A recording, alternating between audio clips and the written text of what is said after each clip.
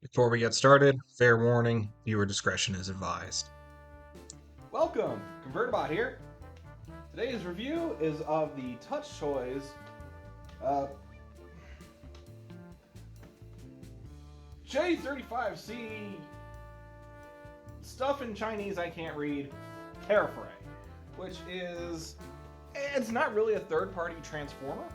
It's more of an original design, but it is easily one of the, oh my god, I can't even begin to describe this thing. Seriously. When was the last time you saw a transformer with a kibble-free jet mode? Let's get into it.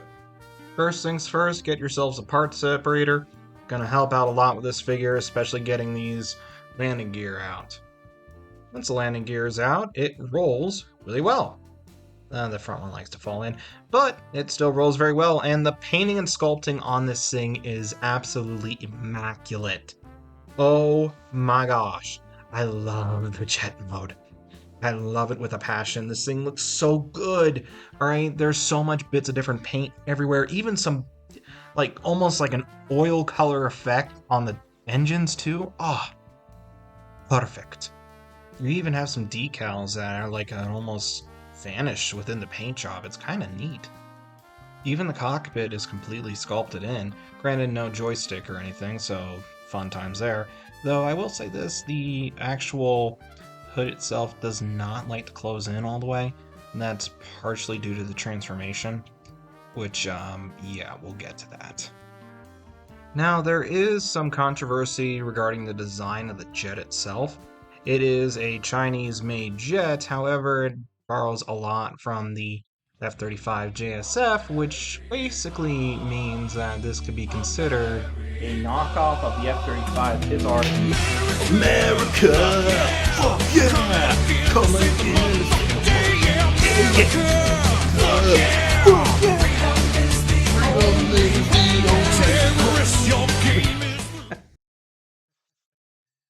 Okay, political commentary aside, the figure does come with a bunch of accessories as well. Oddly enough, you get a warranty card of all things, and yeah, I can't read Chinese, Mandarin, whatever the hell you want to call it, so it's useless to me. You also get a nice little trading card, which a lot of third-party figures, Masterpiece scale figures include. Again, useless. What's not useless is the instruction manual, which is a weirdly illustrated one because it's basically screen caps from a video by MangMotion. I'm going to put a link down to his video in the description, but yeah. Don't get me wrong, I love the fact that we have illustrated instructions, and even if they are screen caps for video instructions, that's fine, but dang, MangMotion, you got it good. Alright, props. The instructions are very well done too. I highly recommend watching them. It's going to make what I do here in a few minutes look like, well, complete crap. Moving on to good accessories, Carefray comes with a boatload of missiles that all store underneath the jet mode. There's nice little grooves on the wings here that you just plug them right in. And yeah, that looks awesome. 2 sets of missiles in total, and I cannot deny that is one hell of a look for the figure. Call me Billy Mays because there's more. You do get a stand for Carefray here, and it's got a nice little plaque on it. Again, I can't read it, but this stand's got a few secrets to it, including having the stand fold out from underneath. You can hear the ratchet joint. It's very nice. The cool part about the stand is that those missiles that I mentioned earlier, yeah, you can actually store those underneath the stand, but the stand actually opens up to allow you to display the missiles as well. That's awesome. On top of that, once the figure is sitting neatly on the stand, you can actually articulate the stand.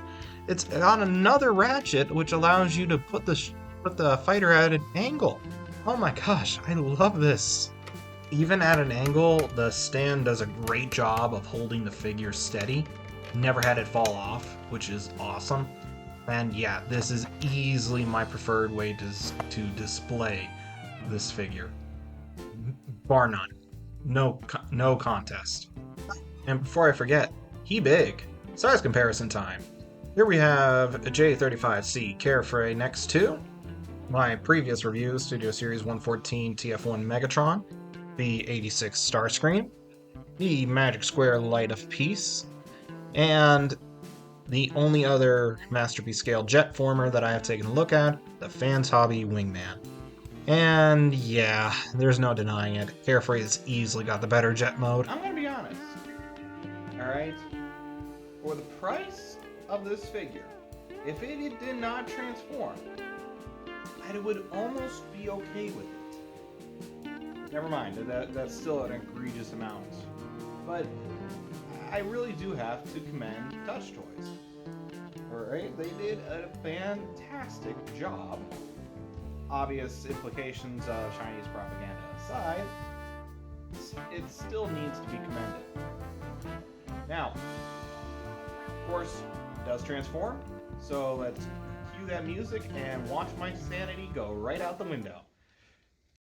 Part separator time, you're gonna need it.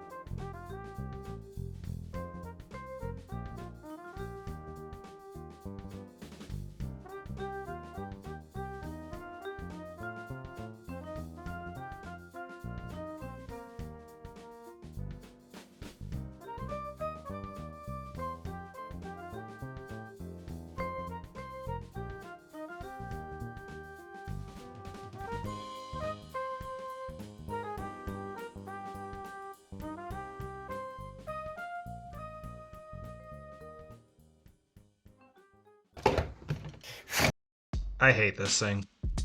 No, I hate the transformation that results in my opinion, a subpar robot mode from an absolutely stunning jet mode. I don't know what the hell they were thinking, but it is essentially nothing more than a pile of spaghetti. Alright? It is just that. Spaghetti. At least it can go back on the stand too, which is nice, and it does have its own weapon as well, which came out of its ass, oddly enough, from the transformation, which, hey, weapon storage. And yeah, it's a nice little crossbow, got a bunch of die-cast metal in it, and the figure itself has a crap ton of die-cast metal, especially in the feet. You'd love to see it. But it's just not that good! Seriously, the raw footage for this video was over 45 minutes. The transformation was half of that. Like, why? It's not that difficult of a transformation, but there is so much stuff that requires pinpoint accuracy, it's not even funny anymore. And it just doesn't hold together all that well, too. Rants aside, let's move on to the posability. Okay, so Carefray's posability is... how should I put this? It's not bad. It's not what you're expecting from a Masterpiece scale figure, or a figure of this size. Head is on a ball joint, though due to the way a lot of this is constructed, it doesn't really get a lot of good out of it. However, it doesn't even connect all that well. This pops off regularly, so I just like to leave it there. Yay. The arms are on a ratchet. Love that. Even one going in and out like that. Alright, there is a double ratcheted elbows, which, yeah, that's really good.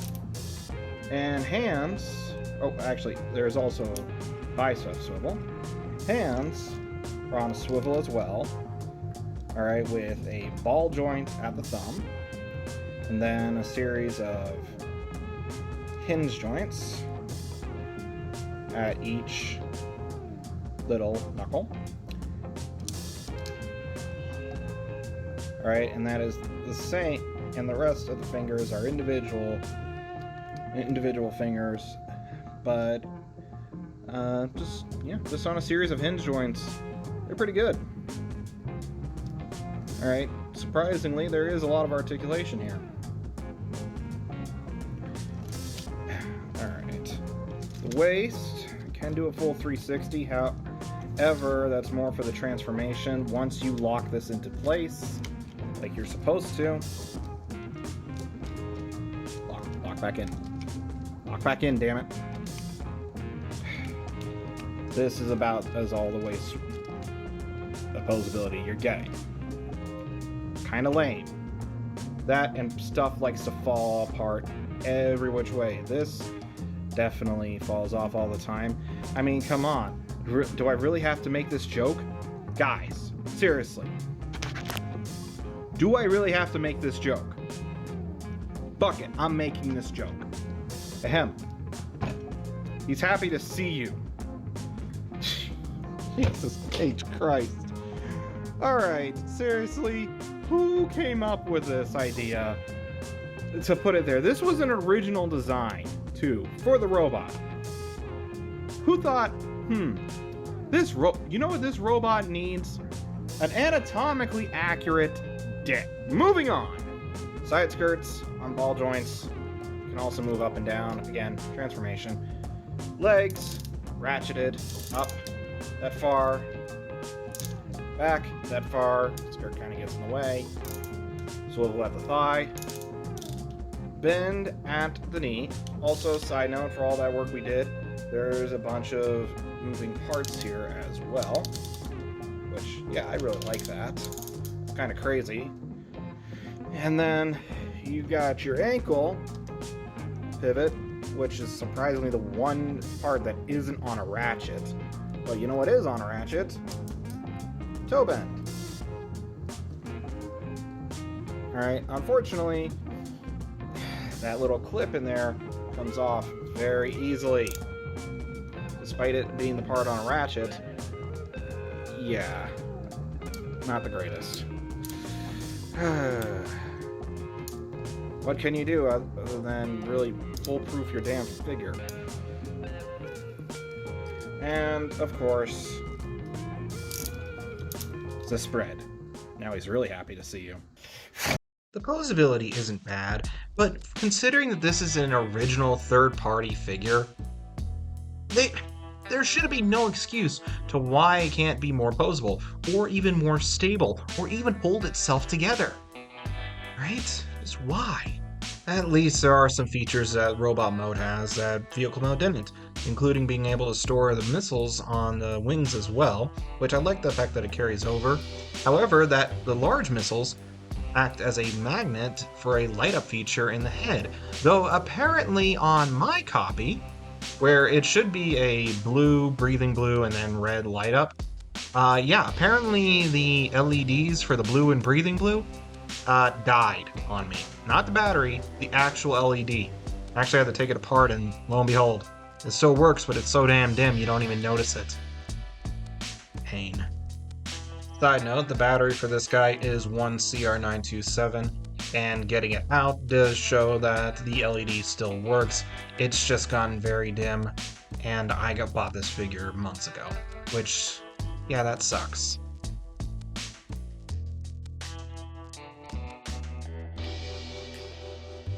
Well, at least the figure is big enough to support itself. Here is Carefray next to our previous review, Studio Series Megatron, B86 Starscream, the infinitely more posable lighted piece Optimus Prime, and another jet transformer, the fans' hobby Wingman, who honestly was better figure. In hindsight, I was actually too harsh on Wingman. It's far better than this piece of crap. Yeah, the robot mode's not my favorite, but hey, it still gets the job done. Personally, though, I prefer it in jet mode, so jet mode is where it's gonna stay. But yeah, I love this thing. It is pricey. I believe it was like, when I got mine, it was about $115, and they got a new color version, which is just minus the camo. But yeah, it's not bad. It's not bad. All right, highly recommend it if you can pick it up. Either way, Vertibot, Carefray, because I cannot pronounce Mandarin at all, so yeah, I don't want to be called racist. And yeah, hope you enjoyed the review. Oh, as for my next review, this figure at least has the touch, the power, and is ultimately a better and fun figure. Stay tuned.